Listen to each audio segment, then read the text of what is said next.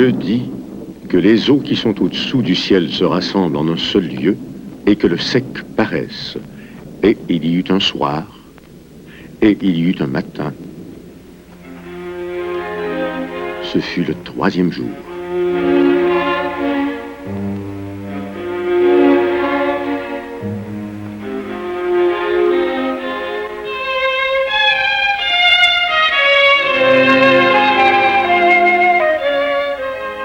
Dans ce pays qu'est la baie James, la création n'est pas achevée. La Terre vient à peine d'être libérée des glaciers et les eaux errent toujours à la recherche de leur cours.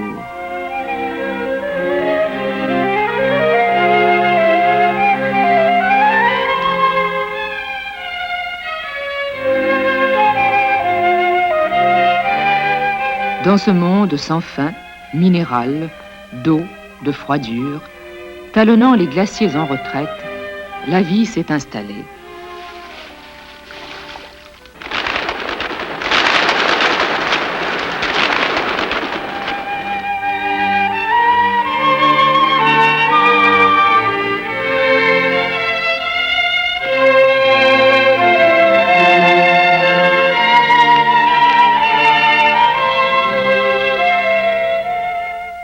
Longtemps, les hommes ont hésité à s'aventurer à l'intérieur de ces terres.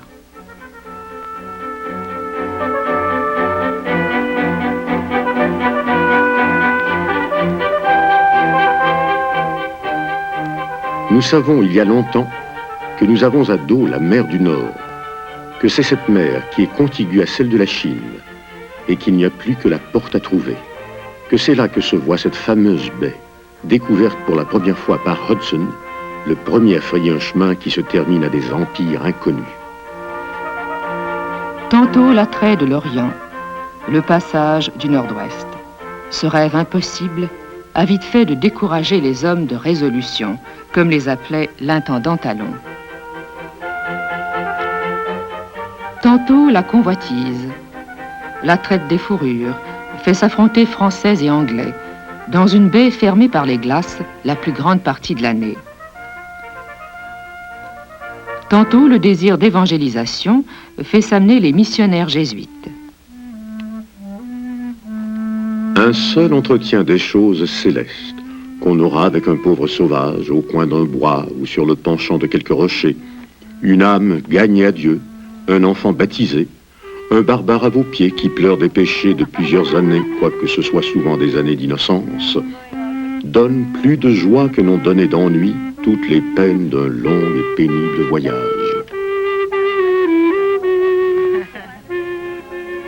Depuis l'époque du père Albanel jusqu'à l'aube du XXe siècle, le fond de la baie du Nord, la terre de Rupert, le territoire de la baie James, comme on l'a baptisé à différents moments de l'histoire, n'est accessible que par voie d'eau.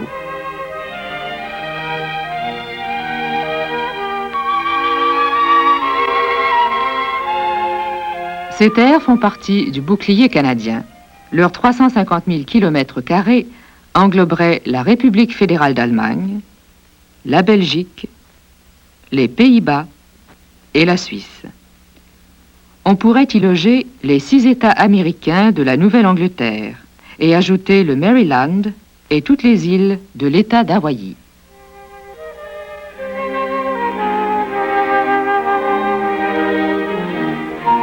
Le cycle nordique est régi par un climat rigoureux. Dans toutes ces terres, la moyenne annuelle de température se situe sous le point de congélation. La nature hiberne à moins 27 degrés et descend parfois jusqu'à moins 49.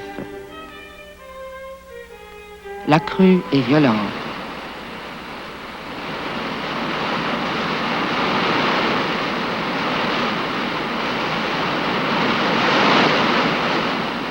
Il n'y a pour ainsi dire que 2 saisons à la baie James. Après l'hiver, l'été, ou presque. L'été avec ses 17 ou 20 beaux degrés. Mais l'été n'est pas assez long. Même lorsque le mercure monte jusqu'à 35 degrés, l'été n'est pas assez long pour faire reprendre à la nature le temps perdu. Les séquelles du froid, du climat, de l'aridité sont partout évidents. Cette nature devient majestueuse dans sa vastitude et sa nordicité.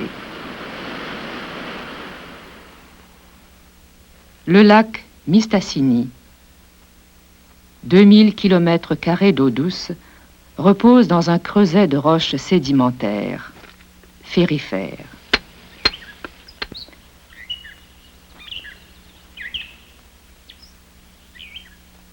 Partout ailleurs, des roches ignées, formées par le feu, renferment du cuivre, du zinc et de l'uranium.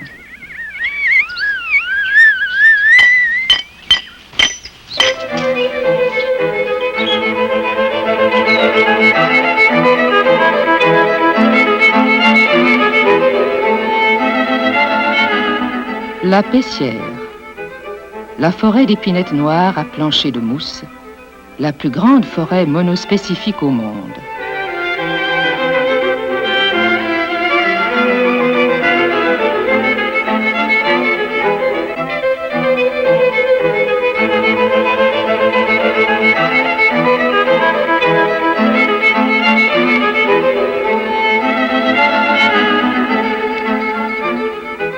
La mousse, le calmia, le quatre-temps, le thé du Labrador tissent le tapis de la Pessière.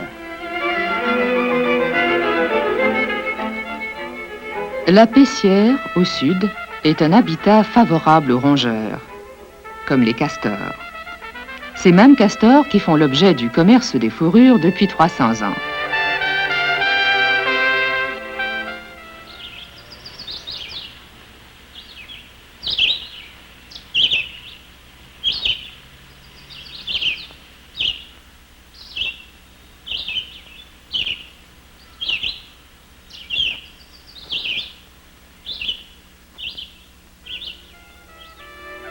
L'orignal est à la limite nord de son habitat.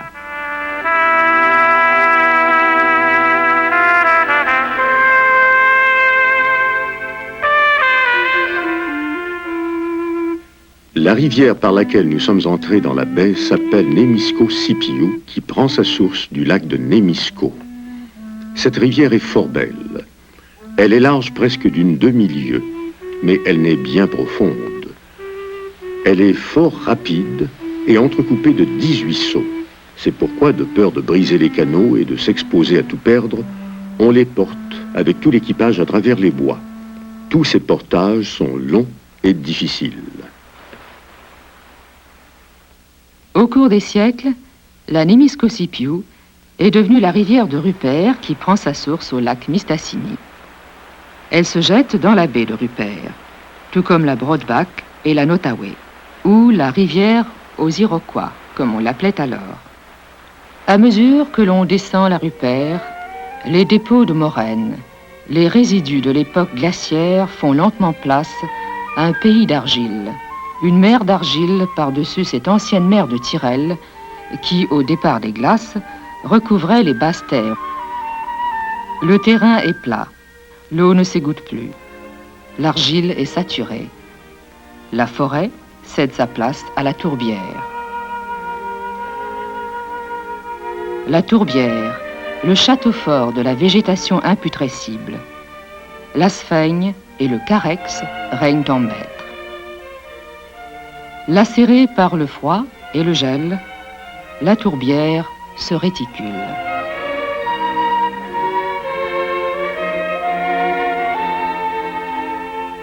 Dans ce nouvel habitat gorgé d'eau, se reproduisent des nuages de moustiques.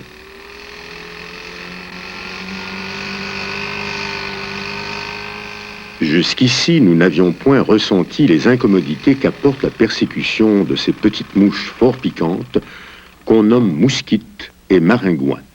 Mais ce fut ici où il nous fut impossible de pouvoir dormir, étant continuellement occupés à nous défendre par les fumées que nous faisions de tous côtés, de la cruelle guerre que nous faisaient ces petits animaux dont le nombre paraissait infini.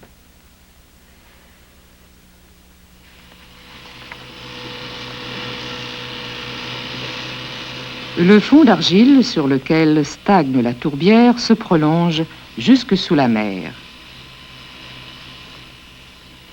Dans la baie de Rupert, si loin de l'Atlantique, vient mourir la marée, et qui ne fait plus qu'1 mètre. Le flux et le reflux qui étaient si très réglés entre 4 lieues dans cette rivière jusqu'à ce qu'il soit arrêté par un saut. Il n'est pas croyable combien loin la mer se retire lors de la marée basse. Les sauvages mettent bien 20 lieues. Tout ce grand espace à perte de vue, qui pour la plupart n'est que de vases et que de rochers, demeurant presque tout à sec.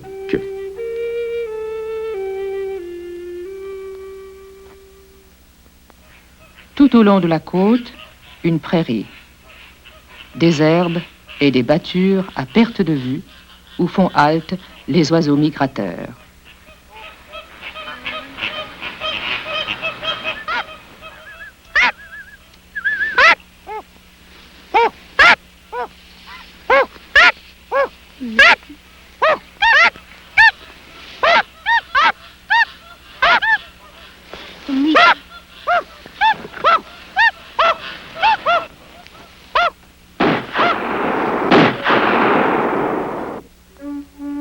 Les gens de la mer habitent aux côtés du nord-est, sur la rivière de Miskouté-Nagazi, où nous avons été, et avancé 20 lieues dans la mer.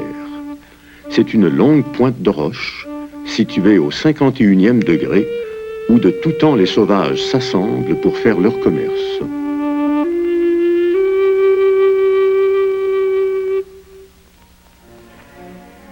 À mesure que l'on remonte le littoral, la côte rocheuse s'émiette.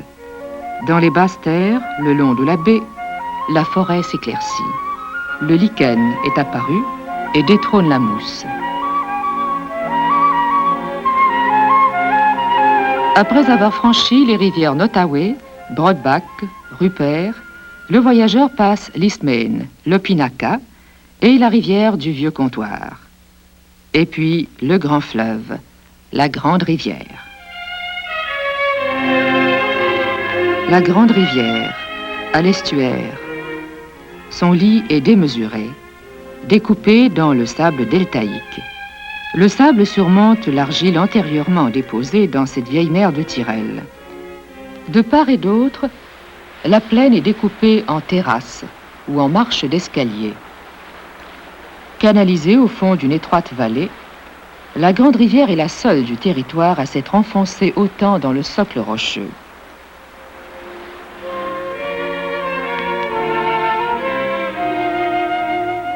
Des collines, seules ou groupées, témoignent d'une faible usure par les agents de l'érosion.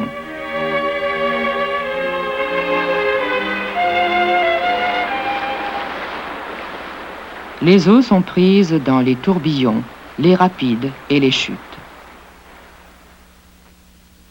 Dans tout le bassin versant constitué d'argile, les eaux sont brouillées. La faune aquatique, comme les dorés et les brochets, y trouve son habitat.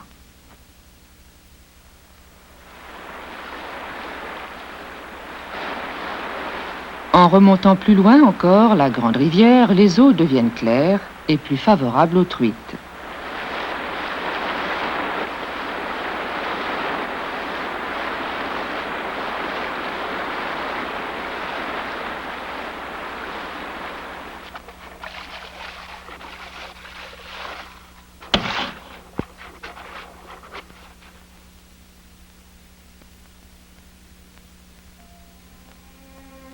Les eaux du glacier en fonte ont amassé des dépôts de sable. Ces dépôts, au front du glacier en retraite, témoignent d'une disparition brutale.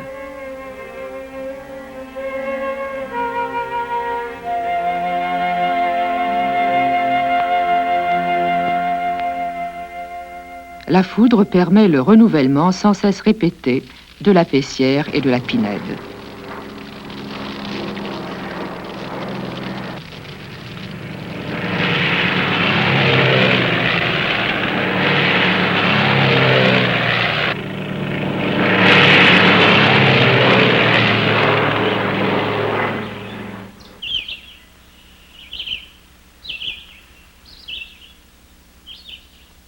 Après le passage du feu, le bleuet et l'épilobe. la nature reprend vie.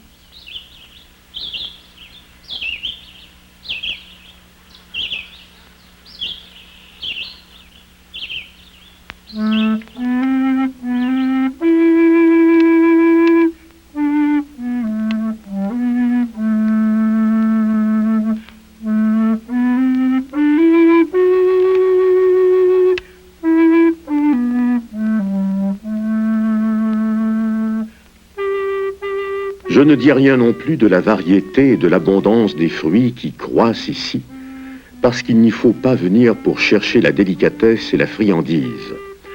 Ce qui s'est présenté à moi pour l'ordinaire sont de petits fruits qu'on appelle bleuets à cause de leur couleur, de petites pommes rouges et petites poires noires et quantité de groseilles fort communes dans tous ces pays froids.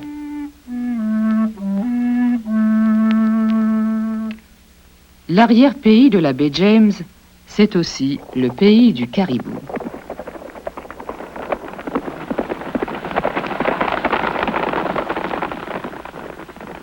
Dieu a donné au pays chaud des rafraîchissements nécessaires et en ces régions froides, les ours, les orignaux, les castors et le porc-épic. Ce sont une nourriture qui vaut bien les figues et les oranges pour fortifier l'estomac en ces contrées.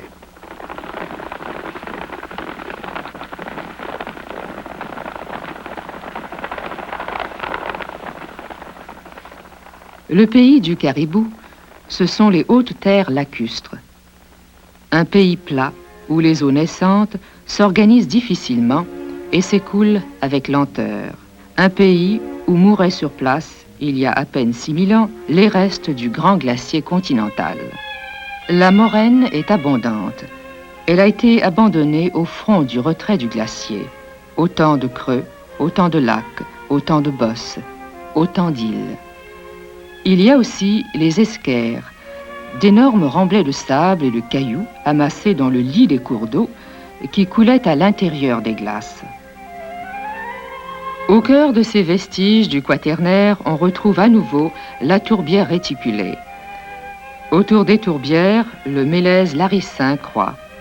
Il profite le plus de l'eau et de la lumière en périphérie.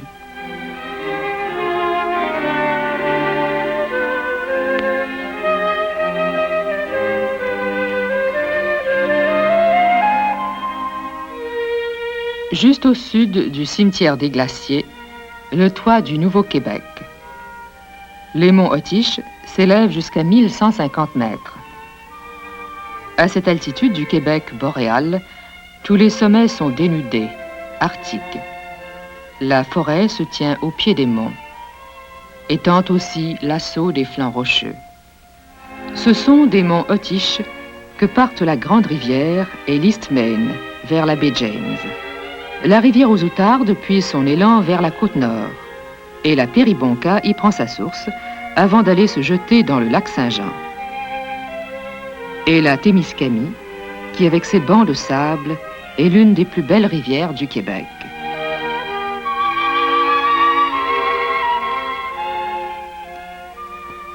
La Témiscamie, dans son cours, nous ramène au lac Mistassini.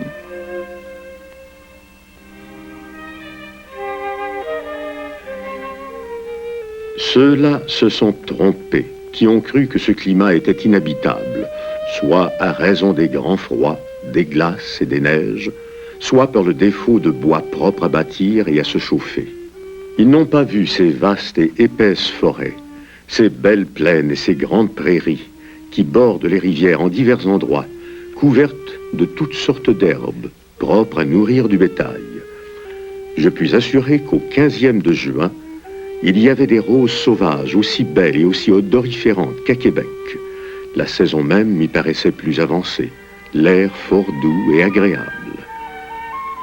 Il n'y avait point de nuit quand j'y étais. Le crépuscule n'était point encore fini au couchant, quand l'aube du jour paraissait au levant du soleil.